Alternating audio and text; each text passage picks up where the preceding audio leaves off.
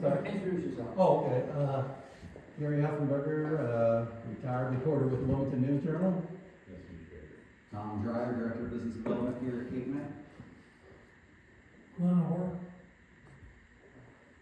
I'm Molly Campbell. I'm the article writer at City of Wilmington. Dustin Pierce, website company called Nation. Doug Campbell, I live here. John, it's Roth. Former pastor, right? I don't. Yeah, I retired. drive over just like Gary does. This is pretty much the first. John Hitzeroth, I said. And you're a former pastor.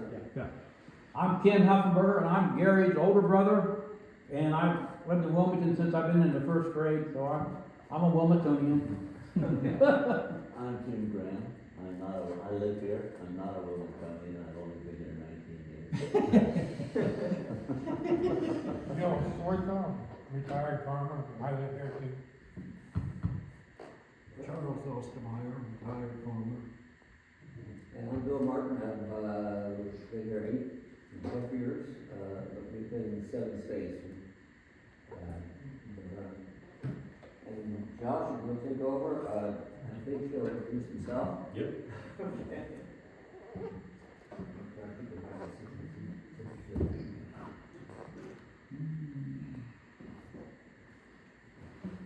Good morning, everybody.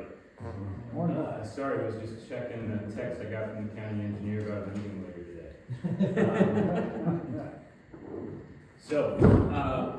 Today I'm just going to talk to you guys high level about economic development and what we do at the Port Authority.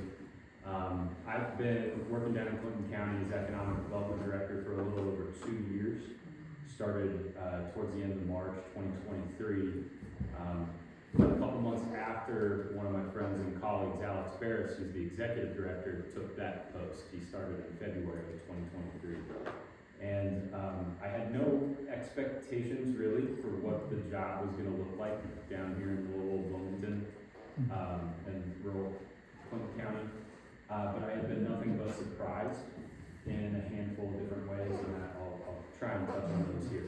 So just from a high level, I want to set the tone. Economic development, what is it? The International Economic Development Coalition, that's the professional organization for folks like me. They define it as the intentional practice of improving a community's well-being and quality of life, primarily through a growing tax base. And it's an interesting definition, and it's broad and expansive, I think, intentionally and strategically. The one word in there that I like to call out is that it's a practice. This is something that we need to do regularly on a daily basis for projects that are both big and small. Because if all you're doing is putting your game face on for the big opportunities, then you don't know what kinds of opportunities you're letting slip through the cracks for smaller projects. You need to treat the small projects exactly like you would the big ones, with the same care and intentionality. And that way, we're in game shape if a big opportunity is ever going to come to the community. And what do I mean by that? Basically, that definition, improving a community's economic well-being and quality of life, basically every function of local government touches on that in some way, shape, or form. And it's inescapable because we've got publicly owned utilities. We want to make sure that the utility department is efficient, customer-friendly, that they know how to respond to business needs, and that they're planning for the future. Fire, for example. Fire life safety is a massive issue. Ever since COVID, insurance rates have changed significantly. Can everybody hear me okay without this? I don't know if it's working all that well. It's working. It is? Okay. Okay. So, fire life safety insurance rates are through the roof, and a lot of major employers in the region are upgrading their fire life safety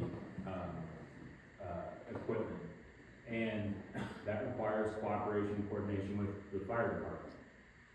How well funded and the equipment that our fire department has impacts insurance rates, things like that. And so that definition is intentionally broad because every office in local government, in big ways and in small ways, sometimes unexpected ways, influences how competitive a local economy is. So it's really trying to make sure that our friends, colleagues in local government have the resources that they need to be effective. It's not about adding red tape, it's about being a value add. Because all of our competitors are also investing in these areas and trying to become business friendly and make things as turnkey of operations as they can. So with that, what does an economic development professional do? What is my job? Across the IEDC spectrum, there's a couple of things that are in every economic developer's toolkit that we all focus on. Those are things like a business retention and expansion program. So knowing who your employers are, touching base with them on a regular basis to make sure that they're not facing any challenges that the local government might have a role in helping them overcome. If they expand, we want to make sure that they do it here. And what are the steps that we need to do to make that happen? 70 to 80% of all jobs created since the Great Recession have been by companies that are already in Ohio, and most of that growth happens locally. So the attraction projects like Honda LG up in Jefferson County, or in Jeffersonville and Fayette County, those types of projects get the big headlines, but that's not where most of the growth comes from. Most of the growth is incremental, 5 jobs here, 5 jobs there, trying to make sure that we give our employers a fighting chance so that Wilmington is the place that happens. So that's one, BRE. Number 2 is attraction.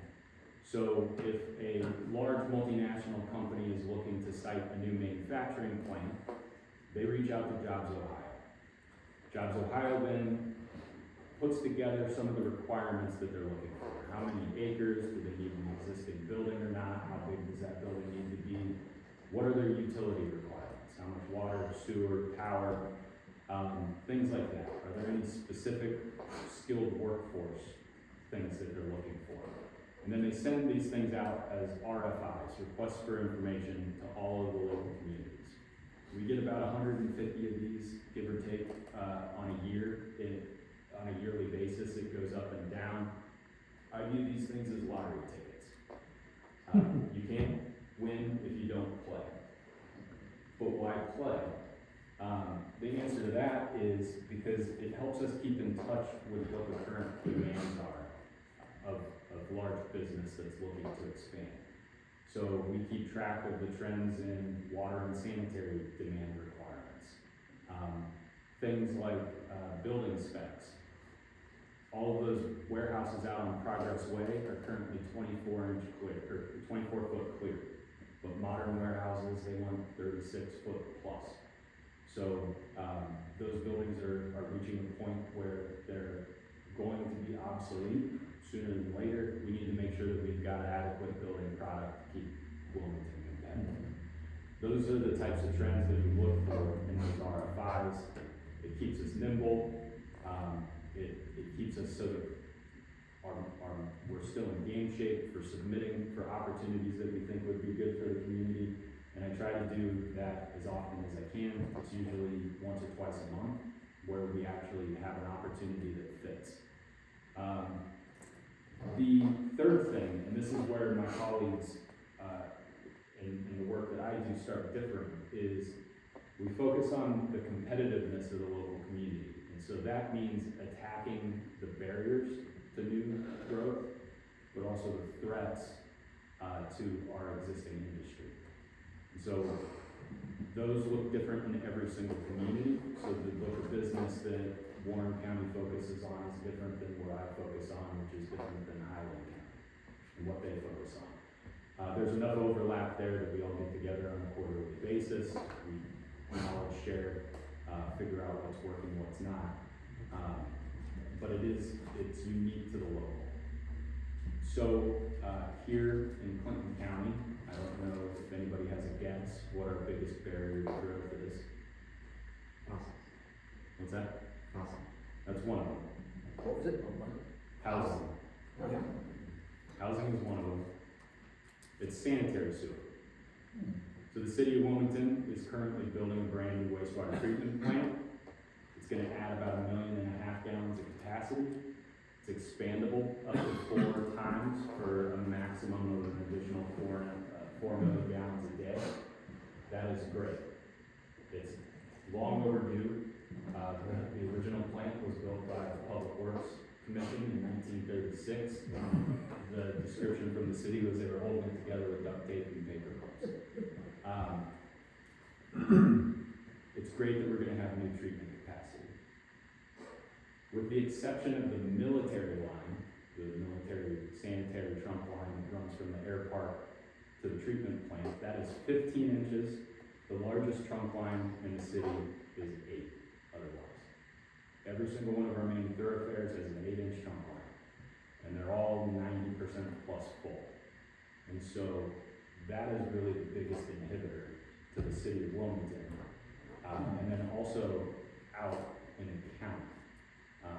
So we're engaged on those fronts from a little bit different area, a little bit different plan of attack for each one of them. The county commissioners have tasked us with some early due diligence and planning for a wastewater treatment plant out in the county with the end goal of providing sanitary sewer to the 73 interchange and the 68 interchange. The 73 interchange is getting a lot of interest right now from gas stations. Historically, it's gotten a lot of interest from storage units and things like that. Those are very low on the value chain for types of development, and we think we can attract much better, higher quality users because that's I-71 is a hell of an asset to have in the county. But we need sewer in order to fully tap into that value and enable the development that we'd like to see. Here in the city, I refer to it as bank shots. So sanitary trunk lines are incredibly expensive. If you're all the way out there by Walmart, you're not going to be able to absorb the cost of upsizing the sanitary trunk line all the way through town into your project. It's just not going to happen. So we're trying to use economic development tools strategically to try and incrementally build out new trunk sewers. I can get into that if you guys would like to. But then the fourth thing that economic development professionals do, so I cover business retention and expansion, attraction, improving competitiveness. And then the fourth one is, well, where do we focus our time? I focus my time, because we're blessed in Clinton County with an incredible amount of employers, is on what they call economic-based jobs and companies. These are basically companies that focus on tradable goods and services. And to think about that, we've got a great local workforce. You need a factory for that labor to be put to use. They produce goods, they export them outside of the region, and then the people that buy that inject cash back into the local economy. When you're working in a tradable sector, usually manufacturing, you've got higher than above average wages, especially for lower skill sets, although that's changing. And those types of salaries that come with jobs like that then give you disposable income that allow you to spend money at the local retail and restaurant establishments and the barber shops and things like that. So in short, to say that in the opposite way, I don't focus on retail because retail tends to follow good jobs. So we tend to focus our time on high quality employers with good jobs. So where are we today? I've already talked a little bit about I-71. We've got great geography, and I think that's why Wilmington has been so successful in the past. We're 45 minutes from downtown Dayton, 50 from downtown Cincinnati, 60 from downtown Columbus. I drive from Columbus every single day. It's an easy commute. That's a hell of an asset to be able to tap into. We try and tell that story from a workforce perspective to every chance that we get. You know, you think that we're a small town, but actually we tap into 3 major metros. And that's why we can have great employers like ATSG or Alkermes in the pharmaceutical industry, because we can leverage our location and punch above our weight when it comes to services and workforce that are willing to commute to Wilmington. Of course, we've got the Wilmington Airport. I'm just one arm of what the Clinton County Port Authority does. My job, Ruth Brindle's job as our workforce coordinator, is enabled by the Clinton County Commissioners in the City of Wilmington. Back in 2019, they started making annual contributions so that the Port Authority would be the lead voice for economic development to the state. And then, of course, the other business line, just this summer, turned 15 years old, the donation of the air park to the public. And I think Beth was in here not too long ago to talk a little bit about the air park. I spend maybe 5% of my time thinking about the air park. So I'm entirely focused outside the fence, trying to work with our employers out in the community and with the local communities on infrastructure. Headwinds. Talked about utilities. Those are not going to get solved overnight. Those are big projects that are probably going to take a decade or more. But if you don't plan, if you don't start, it's never going to come to fruition. I've picked up on some of these conversations. We've been talking about sanitary in this community for 20 years. So we're starting to get work done on some planning. Mentioned through the Jobs Ohio request for information. What we use all that stuff for is to work with our property owners to make sure that they're making the investments that they need so that their properties are actually competitive on the market. We've got great sites that I think are primed for development. We can figure out the sewer issue. So LT Land owns 600 acres just north of here. And then also owns 400 acres out on Ronback.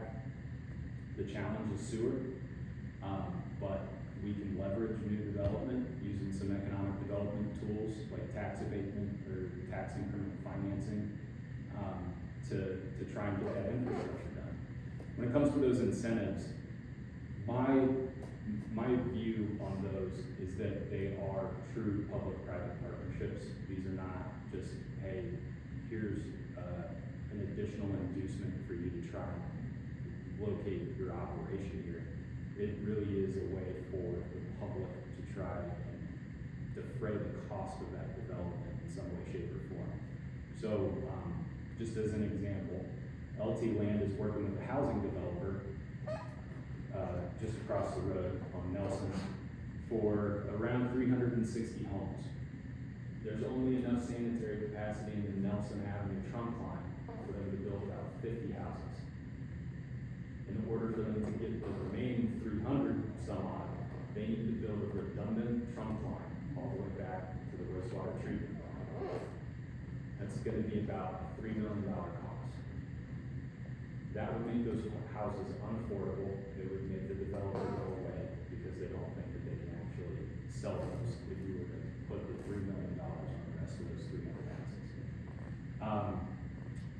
And so I'm hoping that we can leverage their first phase of 50 homes, use a tool like tax increment finance, where we can temporarily redirect the taxes that those new homeowners would pay into a fund that would reimburse whoever's going to make that investment in a $3 million sanitary trunk line.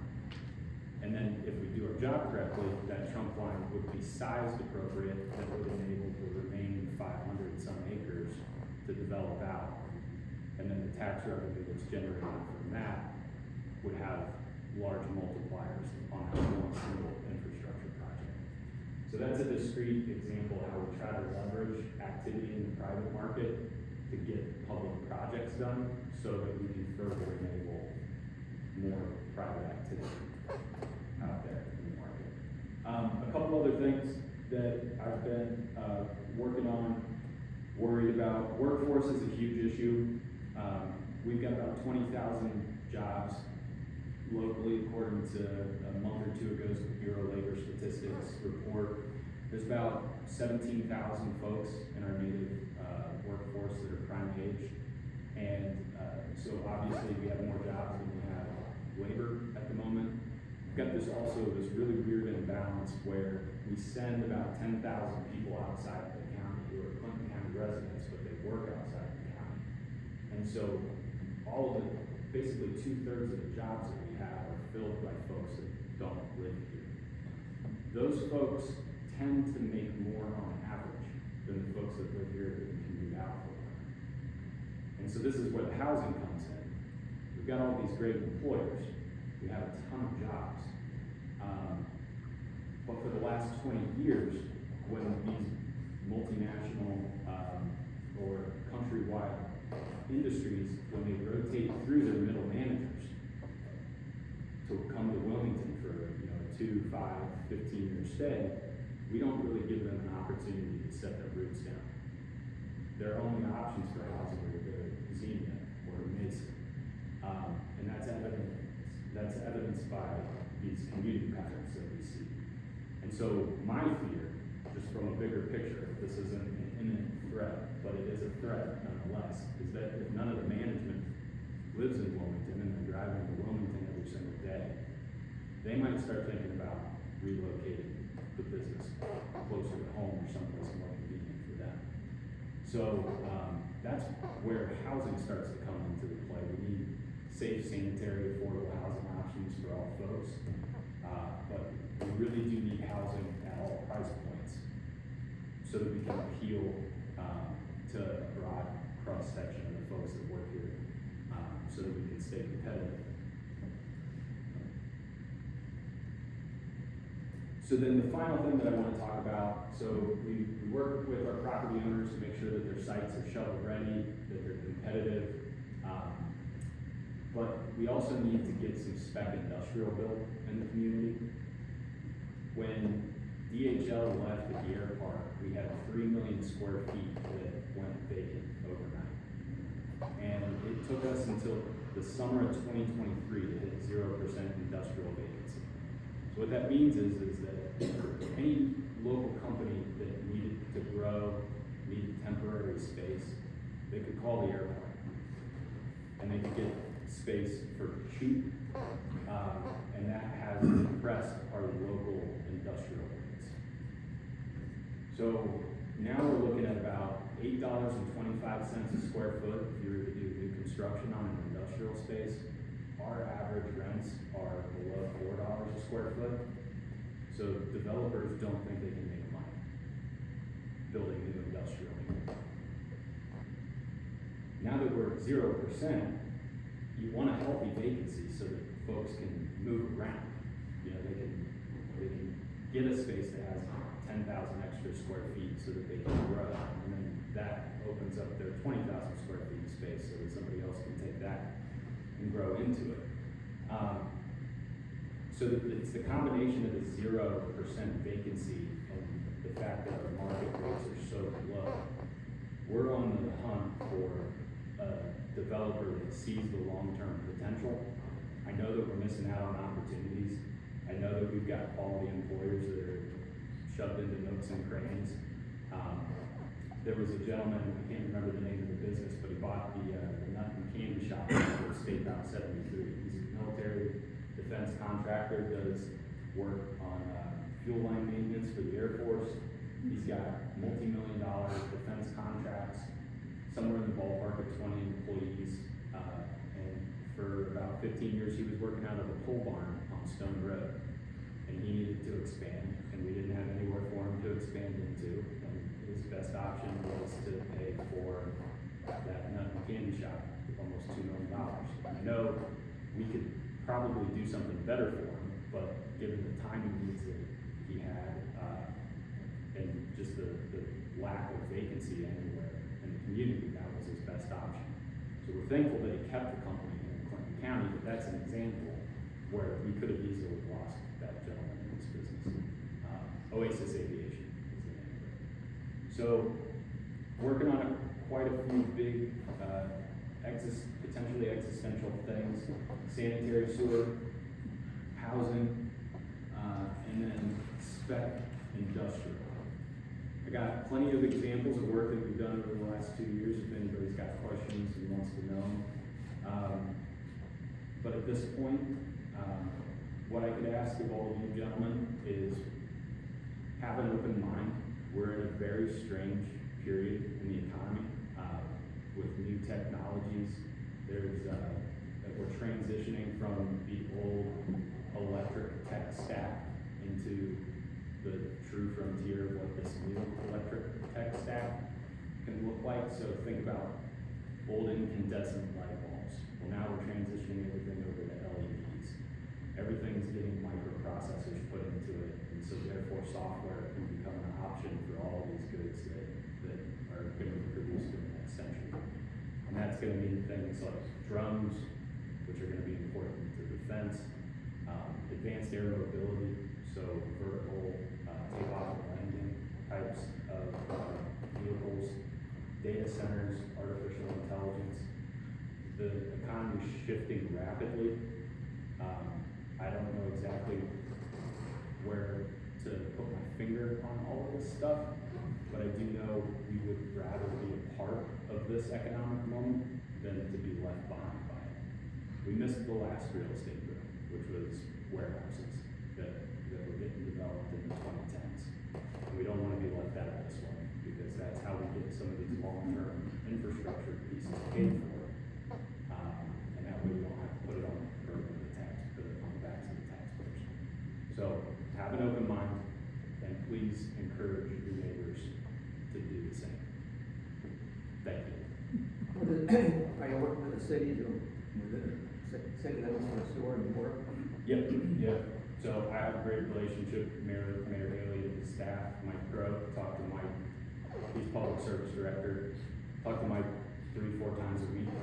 Gonna be meeting with him at 11 today. Very positive relationship. Oh, absolutely. Great. Yeah. Yep, no, we have great local public servants, great elected officials.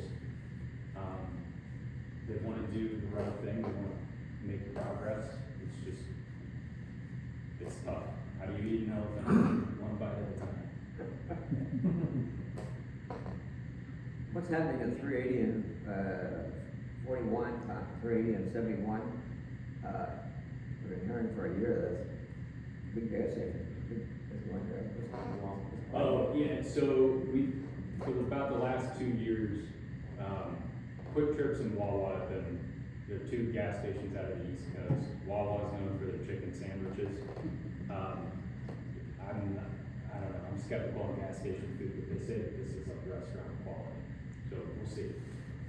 Quick Trip is gonna be a full service truck station. Wawa is gonna be more of a convenience store. And the hang up on those two projects is that overpass is basically the same as it's been since the highway was built, with 0 upgrades. And ODOT has it graded as an F, as an interchange, meaning it's failing. So with these two gas stations, they said, we don't want you to make it an F minus, we want you to keep it at the F. So they have them work out amongst each other how they're going to pay for this, but they've got to put in new turn lanes on the interchange ramps and a light. So that was about $2 million that they had to figure out how they were going to divide up amongst each other. The state doesn't pay for that. Nope. Where is that going to go? Where is Wawa going to be? At that intersection of Right. 380? Wawa is going to be right across 380 from the bar and grill, and then Quick Trip's going to be on the north side, across from 73. You're also going to be one out by the airport. Yep, there's going to be a Wawa at the corner of David's and Longback. When do you expect that? Quick Trip has their building permits in hand, so probably next year. Wawa is very close to getting their building permits, but I'm not exactly sure. The one in town is handled by a local land developer out of Columbus, but the one up at the interstate is actually being handled by a corporate store. So a little bit different dynamic there. Now, you said increasing the tax, one of the last things you said on the, Yep. don't also work with the government, city, about tax incentives? Yep, we do. How do you sell that? It's all about return on investment. So, for example, the housing development out there. There's an infrastructure requirement in order to make that development happen. That's right around $3 million, so we've got a pretty good gap there. I wouldn't view the tax incentive to be in this situation. I wouldn't be looking at a tax incentive to incentivize the development to occur. I would be looking at the tax incentive to help defray the cost of the developer so that they can put in the sewer, right? And there's a weird thing about taxes and how they're assigned and who gets what in the state of Ohio that we always have to be mindful of. You know, the main beneficiary of property taxes are the schools, but then there's also these county social service levy agencies like alcohol, mental health, board of developmental disabilities, the library, things like that. Cities, their main form of revenue is income tax. And so that's one of the reasons why economic development is more powerful for municipalities, is because, you know, they may get 3% of the real property. In a lot of communities, they don't hesitate to do this. I'm always trying to be mindful of our other levy agencies, but they'll just give you the tax abatement because it's not their taxes that they're abating, and in exchange they get the income tax back in. But that's why we try to focus. I haven't had an opportunity to grant one of those in the 2 years that I've been here. But if we were, I would be trying to target. I want to use those tools sparingly, and I want to target base economic employers, because that's how you get your multiplier effect. I'm not going to incentivize a new McDonald's. I'm not going to incentivize a gas station, because those gas stations follow where the jobs are. And so that's how we can try and amplify the benefit of those things. Another way to look at tax incentives is like gap financing. So if you're going to start a business, you know, traditional lending model, you got to come up with 20% down, and then if the financials work out, they'll give you 80% of it. You're going to be really sensitive to that interest rate. Well, what happens if the bank doesn't think that you're quite there? Maybe they'll give you 60% of your total project cost, and what can you come up with 40% equity? Well, you know, there's government programs that are out there, like through the SBA, that can give you subsidized interest loans that might actually get you over the hump. Local governments can run their own gap financing programs, like revolving loan funds. The City of Wilmington has one that, like TINCAP, for example, has benefited from. But I view the tax abatement as sort of a gap financing tool as well. So if you can truly prove that you can't get your project done without this, then we can have a conversation about a tax incentive. And you're involved with it. Yes. Yep. But so in general, it's all about growing the pie.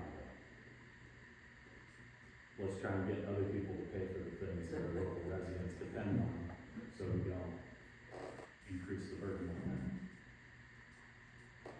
Yes, sir. I have a question. We're talking about economics, right?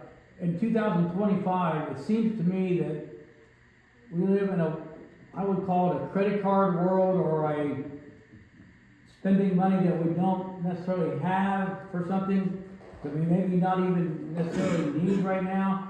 My question is, when I was growing up, my parents, or I think I was taught how to financially, or how to take care of myself, or provide for my family, or make sure my family had a home to live in, food to eat, clothes to wear, not to spend money recklessly and spend money that we don't have. My question is, are we doing a good job of educating our young people about how to succeed in life, as far as providing for their family, or not getting into financial problems? That's beyond my remit. Probably better for the pastors in the room to comment on. I think it's evidenced out there that we're probably not doing as good of a job as we could teaching people, the importance of family and of budgeting and living within their means. But at the same time, things are really expensive. We've got a cost of living crisis. The construction costs, for example, are through the roof. And so working class folks are getting pinched. Our workforce development efforts try to touch on this a little bit. I know Commissioner McCarty really cares about youth programming, and we've got a crisis in young men and boys in the country. And so it's really what the workforce program through the Clinton County Workforce Collaborative tries to focus on is making sure that kids are aware of the opportunities that they have locally. I've mentioned it multiple times and not just blowing smoke. Clinton County has a ton of excellent companies, and the opportunities are really endless. You can find it here if you want to. But when I was growing up in Salina, Ohio, Mercer County, I wasn't even aware of what my options were. I thought I needed to leave, go get a 4-year education, and so that's what I did.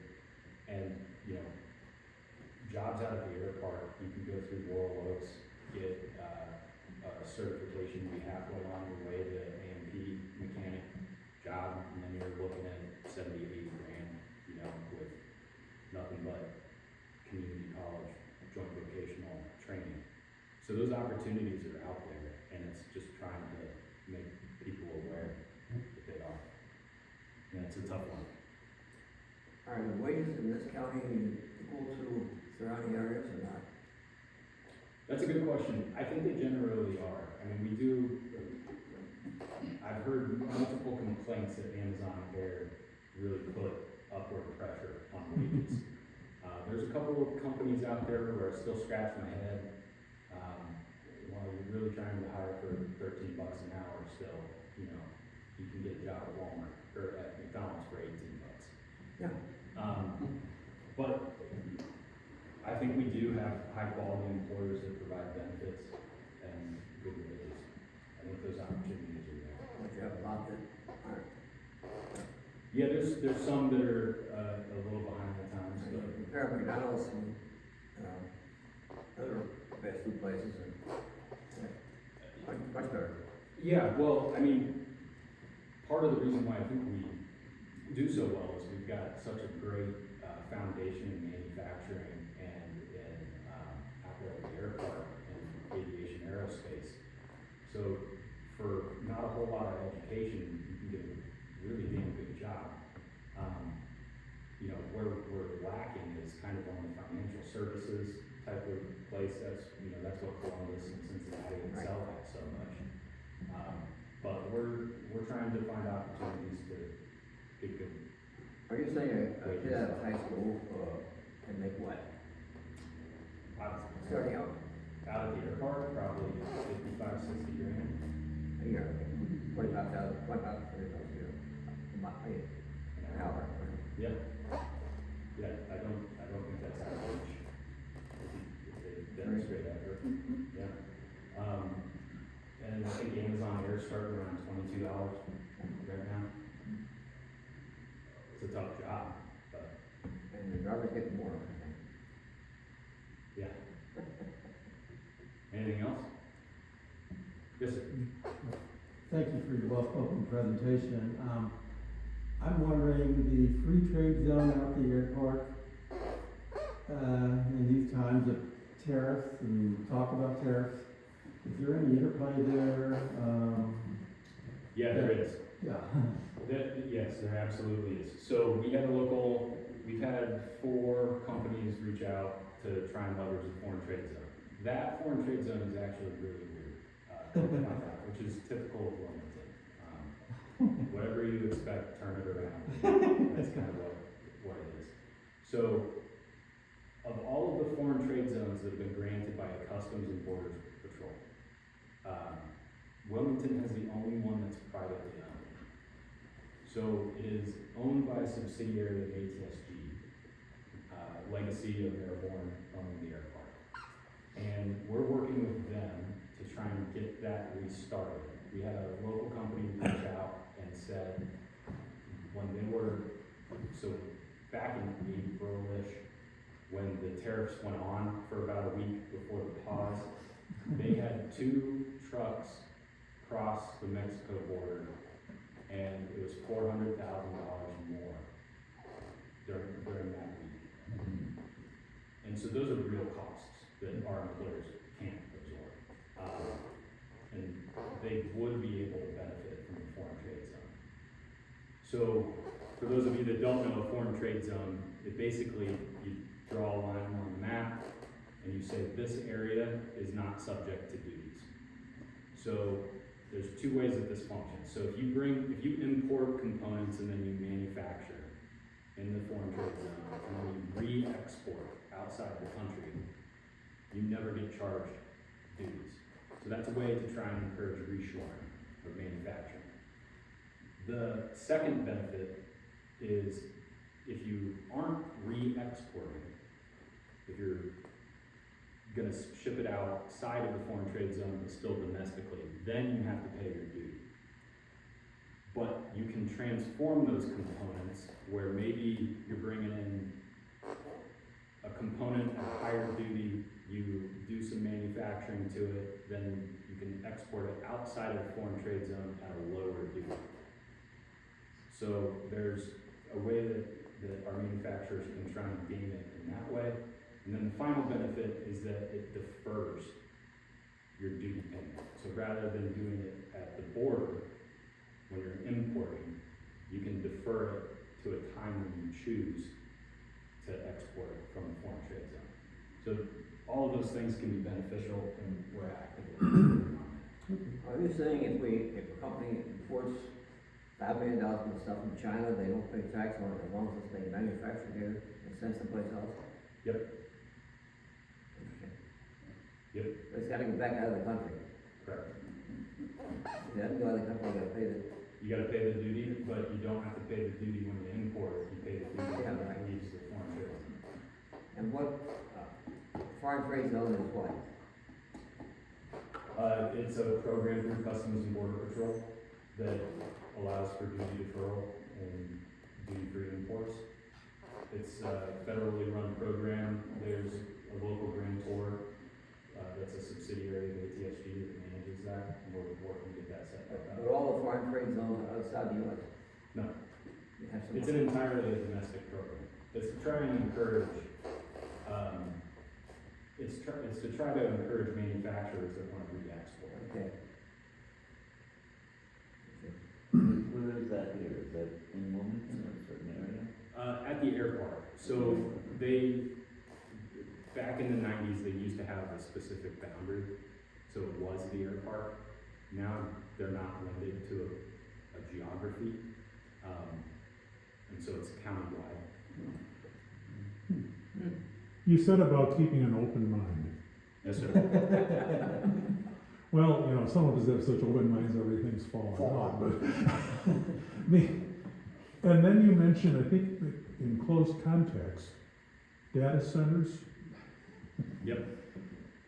Is that a possibility? Because you read about what they can do to both infrastructure as well as quality of life for people around them. Is that something that's being explored for the Clinton County area? We have had multiple conversations with multiple data center companies. Nothing has yet gotten to the finish line, but it's been surprising the level of interest in the 2 years that I've been down here. We've got the right mix. We have heavy power. Right now, AES, our electric utilities, is working on siting a new 345 line coming from the Jeffersonville area down to Wilmington. So we'll have our third 345 line in the community. You combine that with the fact that the city of Wilmington is the only intake in Caesar Creek. which that reservoir, when it was built, had a capacity up to 35 million gallons a day. We've got a 4 million gallon a day water treatment plant, so that's kind of a limiting factor there. But we do have source water, and so I have spent countless hours on the phone with folks looking at Wilmington and Clinton County.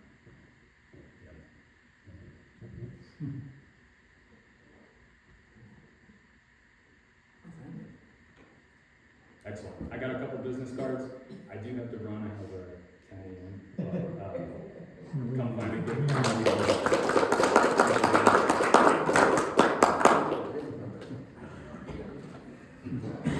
Two weeks from now, we'll have an animal update. 2 weeks from now, the speaker will be Susan Valentine Scott from the Clinton County Convention and Visitor Center. Also, there will be no meeting on the 1st of September.